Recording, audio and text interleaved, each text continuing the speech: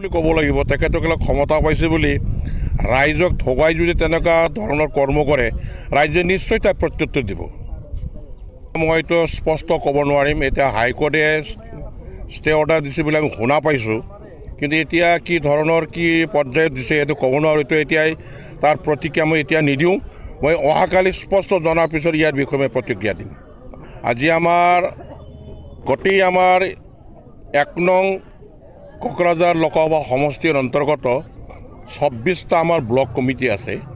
এই 26টা ব্লক কমিটিবিলাকত আগন্তুক 18তম লোকসভা নিৰ্বাচনটো ভালকৈ পাৰ কৰাৰ কাৰণে আমি প্ৰত্যেকটা ব্লক লেভেলত ইলেকশ্যন ষ্টাডিং কমিটি আমি গঠন কৰিছোঁ।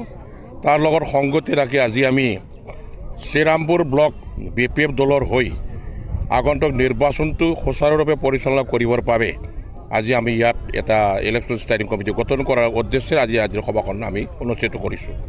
সাংবাদিক গাঁৱে ভূঞে ঘূৰিছে, নিশ্চয় আপোনালোকে গম পায় বৰ্তমান BPFৰ ফালে বতাহ বৈছে না UPFৰ ফালে বতাহ বৈছে না কংগ্ৰেছৰ ফালে বতাহ বৈছে, কিন্তু আমি নিশ্চয় কম।